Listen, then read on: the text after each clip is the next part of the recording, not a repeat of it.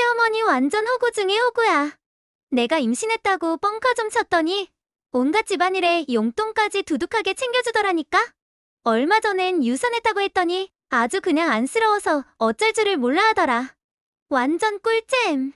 조만간 또 임신했다고 한 번 더 속여볼까 생각 중이야. 세월 참 빠르다는 어르신들 말씀, 틀린 것 하나 없더라고요. 남편이 갑작스러운 심장마비로 제 곁을 떠난 지도 어느덧 10년이 흘렀어요. 30에 넘게 아이들 가르치는 초등학교 교사로 살다가 정년 퇴직하고 나니 이제 좀 다리 뻗고 쉬려나 했더니만 마음 한구석은 늘 허전하고 불안했죠. 다름 아닌 아들 준호 녀석 때문이었어요. 제 딸 미경이는 일찌감치 착실한 사위 만나 은행에서 지점장까지 척척 해내며 5살 배기 손녀 슬기까지 안겨줬으니 더 바랄 게 없었죠. 그런데 이놈의 아들 준호는 38이 되도록 번듯한 직장 하나 없이 아르바이트나 전전하며 제 속을 태우고 있었으니 어미로서 어찌 걱정이 안 되겠어요. 저도 이제 64, 언제까지 이 녀석 뒷바라지를 할 수 있을까 싶어 밤잠을 설치기 일쑤였어요. 하루는 오랜 친구 영희를 만나 차 한 잔 나누며 속 깊은 한숨을 내쉬었어요. 영희야, 우리 준호가 벌써 38인데 아직도 저러고 있으니 내 속이 아니다. 내가 눈 감고 나면 저 녀석은 대체 어찌 살려고 저러는지. 영희는 제 어깨를 토닥이며 위로해 주었죠. 순자야, 너무 속 끓이지 마라. 자식들은 다 제때가 되면 알아서 제 길 찾아가는 법이다. 너처럼 반듯한 어미 밑에서 자란 녀석인데 어딜 가도 밥 굶기야 하겠냐? 친구의 따뜻한 말에도 제 마음은 쉬이 풀리지 않았어요. 그저 막막하기만 했죠. 그러던 어느 날 저녁이었어요. 여느 때처럼 아르바이트를 마치고 돌아온 준호 녀석 얼굴이 평소와는 다르게 발갛게 상기되어 있더라고요. 무슨 좋은 일이라도 있나 싶어 쳐다보니 녀석이 머뭇거리다가 입을 열었어요. 엄마, 저 드릴 말씀이 있어요. 뭔데 그러냐? 어서 말해보거라. 제 재촉에 준호는 한참을 뜸들이다가 마침내 폭탄 같은 말을 던졌습니다. 저 결혼해요, 엄마. 순간 제 귀를 의심했어요. 놀라움과 기쁨이 한꺼번에 파도처럼 밀려왔죠. 40줄을 코앞에 둔 아들이 드디어 짝을 만났다니 이게 꿈인가 생시인가 싶더라고요. 준호는 자기가 일하는 카페에서 만난 23살 박소연이라는 아가씨를 소개했고 더 놀라운 건 그 아가씨가 임신 3개월이라 서둘러 결혼하게 되었다는 거였어요. 물론 상견례도 없이 번갯불에 콩 볶아 먹듯 진행되는 결혼이라 마음에 걸리는 구석이 왜 없었겠어요.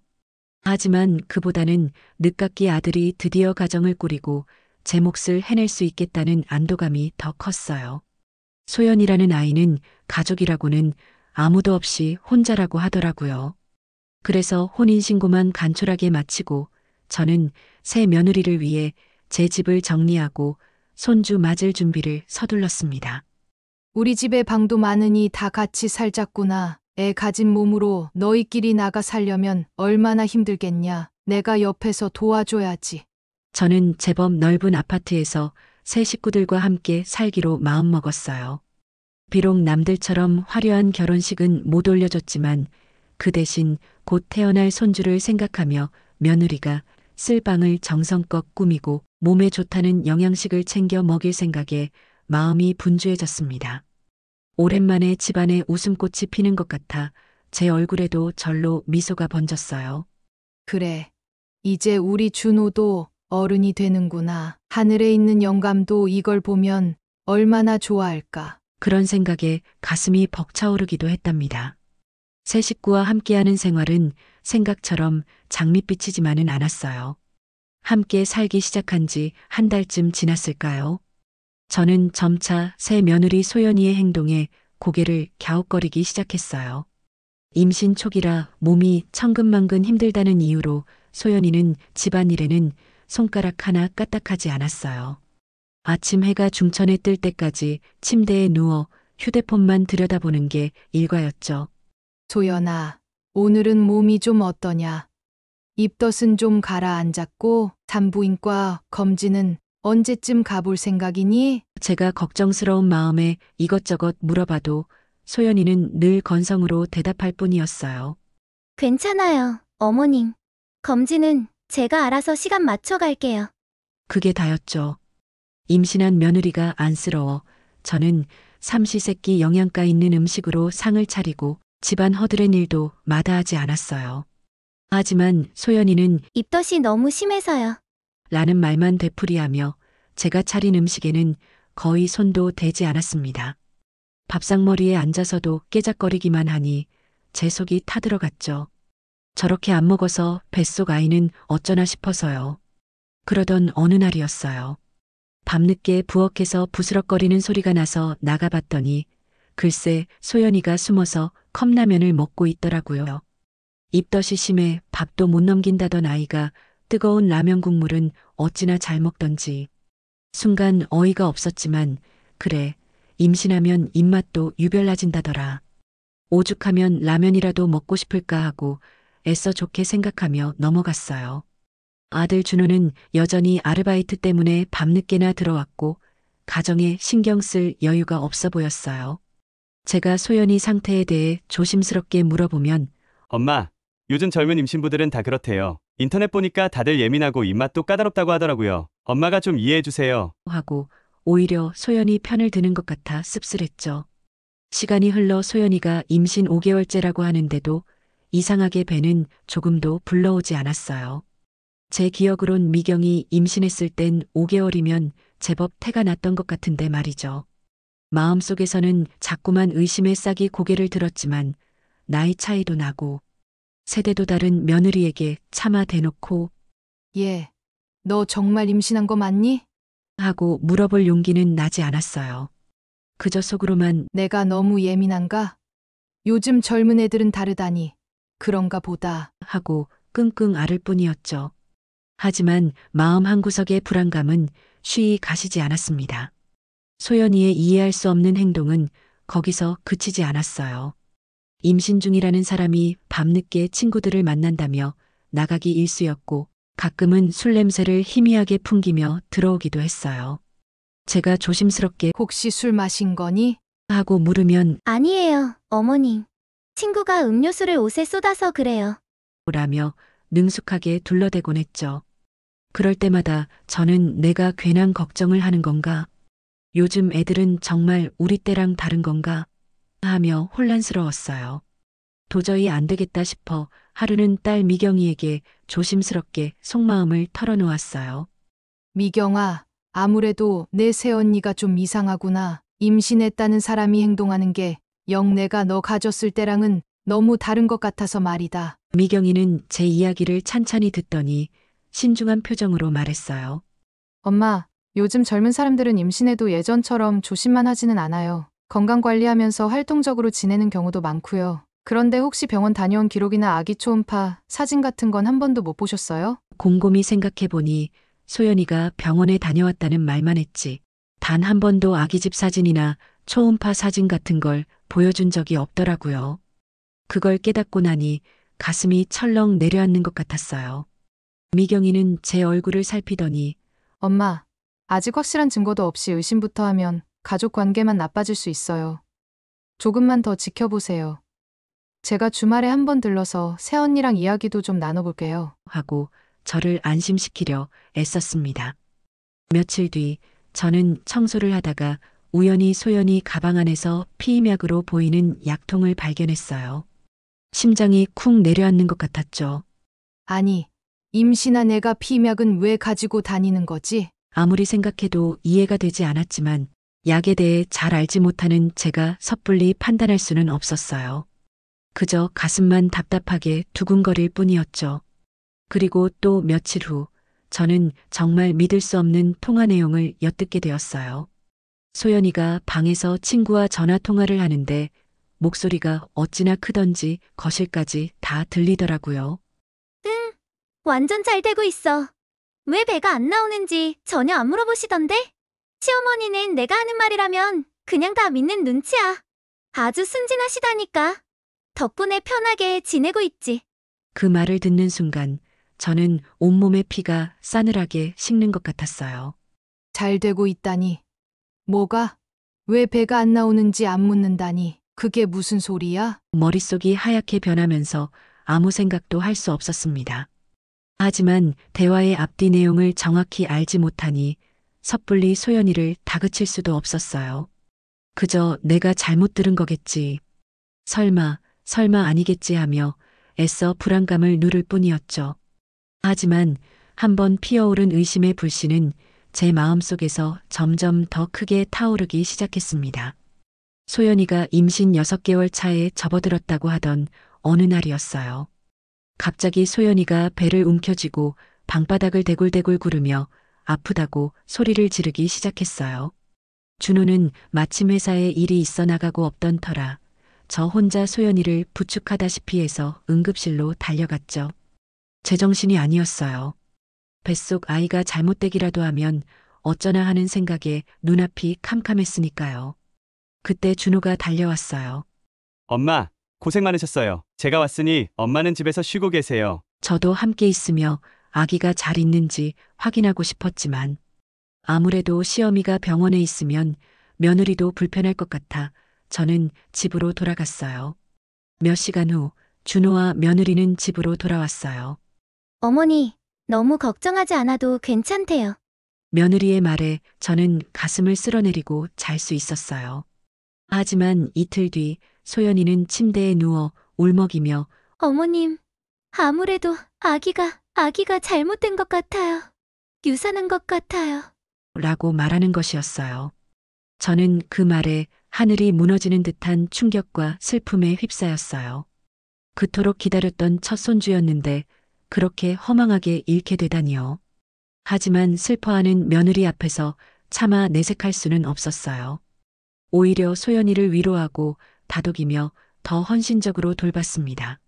소연아, 너무 상심하지 마라. 너 아직 젊으니까 다음에 또 좋은 기회가 찾아올 게다. 지금은 무엇보다 내 몸부터 잘 추스르는 게 중요해. 저는 매일같이 소연이에게 몸에 좋다는 음식을 해다 바치고 방에서 나오지 않는 며느리를 위해 온갖 시중을 다 들었어요. 그런데 시간이 지날수록 뭔가 이상하다는 생각이 들기 시작했어요. 유산을 했다는 사람이 몸조리는커녕 며칠 지나지 않아 다시 예전처럼 화려하게 화장을 하고 외출을 하기 시작한 거예요. 그것도 밤늦게까지요. 준호에게 이 이야기를 꺼내니 엄마, 소연이가 얼마나 상심이 크겠어요. 바람이라도 쐬고 와야 기분 전환도 되고 하지 않겠어요? 엄마가 좀 이해해 주세요. 라며 오히려 저를 나무라는 투였어요. 제 젊은 시절 저도 어렵게 가진 처자아이를 유산했던 아픈 경험이 있었어요. 그때의 상실감과 몸의 고통은 이루 말할 수 없었죠. 한동안은 바깥 출입은커녕 사람 만나는 것조차 힘들었었는데 소연이의 행동은 제가 겪었던 것과는 너무나 달랐어요. 유산 후에 병원에 가서 제대로 진찰을 받아야 하는데 소연이는 병원 근처에도 가지 않았어요. 그저 괜찮아요. 다 나았어요. 라는 말만 되풀이할 뿐이었죠. 제 마음속에서는 또다시 의심의 그림자가 짙게 드리워졌습니다. 정말로 유산을 한 게 맞을까? 혹시 처음부터 임신한 게 아니었던 건 아닐까? 그런 불길한 예감이 제 머릿속을 떠나지 않았어요. 그렇게 한 달이라는 시간이 흘렀지만 집안 분위기는 조금도 나아지지 않았어요. 소연이는 여전히 유령처럼 제 할 일만 하고 휙 나가버리기 일쑤였고 준호는 아내 눈치만 보며 제게는 아무런 말도 하지 않았죠. 저는 이 답답한 상황을 더 이상 견딜 수가 없어 주말에 찾아온 딸 미경이에게 모든 것을 털어놓았습니다. 제 이야기를 묵묵히 듣던 미경이는 심각한 표정으로 고개를 끄덕였어요. 엄마, 아무래도 이건 그냥 넘어갈 일이 아닌 것 같아요. 소연 씨가 정말 임신을 했었는지, 그리고 유산을 한 게 맞는지 확실하게 확인할 방법이 필요해요. 병원 진료 기록이나 초음파 사진 같은 객관적인 증거가 있어야 해요. 미경이의 말에 저도 동의했어요. 더 이상 짐작만으로 속을 태울 수는 없었으니까요. 그날 저녁 온 가족이 모여 식사를 하는 자리에서 미경이가 자연스럽게 이야기를 꺼냈어요. 새언니, 유산한 일은 정말 안타깝지만 몸조리 잘하셔야 해요. 혹시 아기 초음파 사진 같은 거 있으세요? 저는 우리 슬기 임신했을 때 초음파 사진들 전부 앨범에 붙여놓고 가끔 보는데 그것도 다 추억이더라고요. 새언니도 기념으로 간직하시면 좋을 텐데요. 미경이의 말에 소연이는 순간 당황한 기색이 역력했어요. 눈동자가 불안하게 흔들리더니 이내 시선을 피하며 작은 목소리로 대답했죠. 아, 그런 거 없어요. 너무 속상해서 그냥 다 버렸어요. 그 말을 듣는 순간 제 심장이 다시 한번 쿵 하고 내려앉는 것 같았습니다. 어떤 부모가 제 아이의 첫 흔적을 그렇게 쉽게 버릴 수 있단 말인가요? 식사가 끝나고 소연이가 샤워하러 들어간 사이였어요. 미경이가 거실 테이블 위에 놓여있던 소연이 휴대폰을 우연히 집어들게 되었죠. 잠금 화면이 켜지면서 비밀번호를 입력하라는 창이 떴는데 미경이는 이전에 소연이가 얼핏 비밀번호를 누르는 것을 본 기억이 있다며 몇 번 시도하더니 운 좋게 잠금을 풀었어요. 그리고 그 안에서 저희는 상상조차 할 수 없었던 끔찍한 진실과 마주하게 되었습니다. 미경이가 제게 보여준 것은 소연이의 비밀 SNS 계정이었어요. 거기에는 노총각 홀리는 비법, 가짜 임신으로 결혼골인하기 완벽 가이드라는 제목의 글과 함께 인터넷에서 구한 듯한 가짜 초음파 사진 이미지들, 임신 초기 증상을 실감나게 연기하는 방법, 시어머니의 환심을 사는 요령 같은 것들이 빼곡하게 저장되어 있었어요. 더 충격적인 것은 소연이가 친구와 나눈 메신저 대화 내용이었죠. 시어머니 완전 호구 중에 호구야. 내가 임신했다고 뻥카 좀 쳤더니 온갖 집안일에 용돈까지 두둑하게 챙겨준다니까?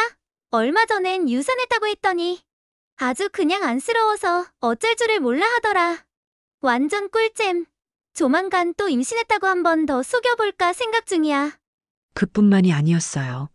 소연이가 다른 젊은 남자와 다정하게 찍은 사진들도 여러 장 발견되었어요. 마치 연인처럼 보이는 사진들이었죠. 미경이는 떨리는 손으로 그 모든 증거들을 자신의 휴대폰으로 찍어두었어요. 그리고 제게 그 사진들을 보여주는데 저는 눈앞이 캄캄해지면서 숨이 턱 막히는 것 같았어요. 온몸에서 힘이 쭉 빠져나가고 다리가 후들거려 제대로 서 있기도 힘들었습니다. 이게 정말 현실이란 말인가. 미경이가 보여준 증거들 앞에서 저는 할 말을 잃었어요. 처음에는 믿기지 않았죠. 아니, 믿고 싶지 않았다는 편이 더 정확할 거예요.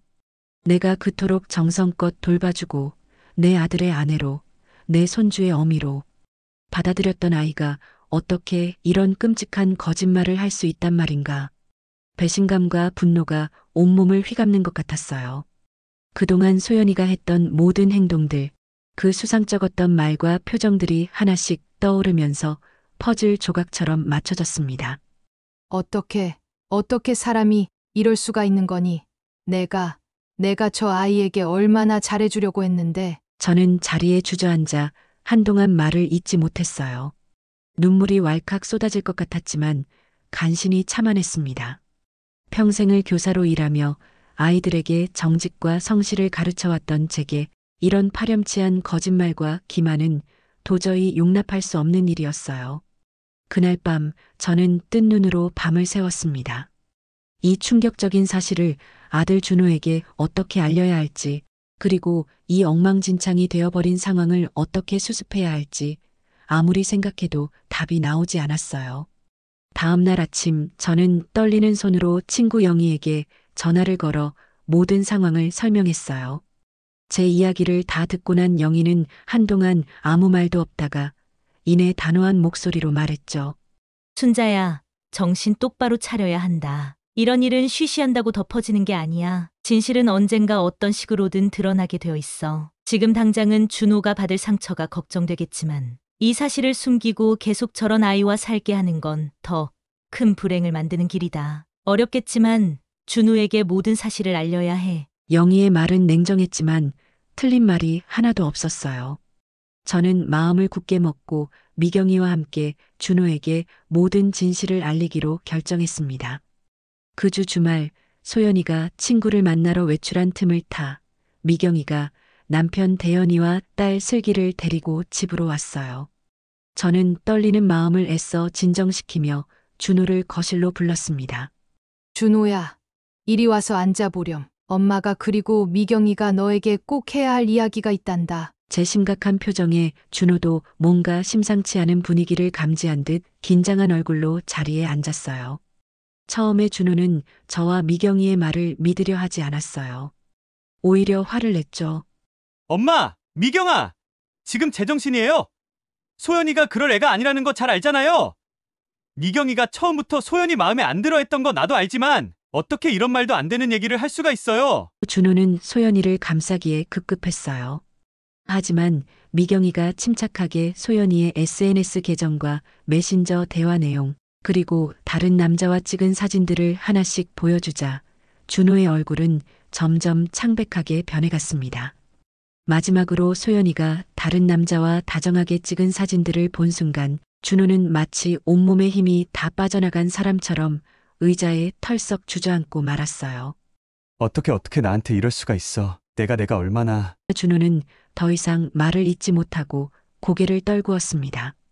자신이 얼마나 어리석었는지 어머니와 누나의 걱정과 의심을 애써 무시했던 지난 시간들이 주마등처럼 스쳐 지나가는 듯 했어요. 그는 당장이라도 소연이에게 전화를 걸어 따져 물으려 했지만 미경이가 그런 준호를 말렸습니다. 지금 감정적으로 행동하면 안 돼. 우리가 불리해질 수도 있어. 일단 저쪽 반응을 보고 냉정하게 대처해야 해. 그렇게 저희 가족은 폭풍전야와 같은 침묵 속에서 소연이가 돌아오기만을 기다렸습니다. 길고 긴 침묵 끝에 저희 가족은 소연이와 이혼하기로 최종적인 결정을 내렸어요. 이제 남은 것은 그 결정과 진실을 소연이에게 직접 알리는 것뿐이었죠. 저녁 9시가 넘어서야 요란한 하이힐 소리와 함께 화려하게 차려입은 소연이가 현관문을 열고 들어섰어요. 거실에는 저와 준호 그리고 미경이가 무거운 표정으로 앉아 있었죠. 소연이는 싸늘한 거실 분위기를 감지하고는 순간 불안한 표정을 지었어요. 다들 왜 그러고 앉아 계세요? 무슨 일이라도 있었어요? 애써 태어난 척 묻는 소연이에게 저는 차분하지만 단호한 목소리로 말했습니다. 소연아, 더 이상은 안 되겠다. 내가 우리 가족을 속인 이유가 대체 뭐냐? 제 말에 소연이는 처음에는 무슨 소리냐는 듯 펄쩍 뛰며 부인했어요. 어머님, 제가 뭘 속였다고 그러세요? 저는 정말 하늘을 우러러 한 점 부끄럼 없이... 하지만 미경이가 차가운 표정으로 휴대폰에 담긴 증거들을 하나씩 들이밀자 소연이의 얼굴은 급격하게 굳어지기 시작했습니다. 가짜 초음파 사진, 임신 연기 가이드, 친구와의 대화 내용, 그리고 다른 남자와의 사진들까지 더 이상 변명할 여지가 없다는 것을 깨달았는지 소연이는 갑자기 태도를 싹 바꾸더라고요. 네, 맞아요. 그냥 빨리 결혼해서 안정적으로 살고 싶었어요. 준호 오빠가 나이가 좀 많고 직업도 변변찮긴 했지만 어머님이 이 아파트도 가지고 계시고 생활 형편도 괜찮아 보여서 그랬어요. 뻔뻔하게 흘러나오는 소연이의 말에 준호는 결국 참지 못하고 소리쳤습니다. 그래서 임신까지 거짓말을 해? 내 마음은, 우리 엄마 마음은 그냥 장난감이었어? 내가 뭔데 우리 가족을 이렇게 농락해? 준호의 분노에 찬 외침에 소연이는 갑자기 바닥에 무릎을 꿇고 울음을 터뜨리기 시작했어요. 잘못했어요, 어머님. 오빠, 제가 정말 죽을 죄를 지었어요. 하지만 저 정말로 오빠를 사랑하게 됐단 말이에요.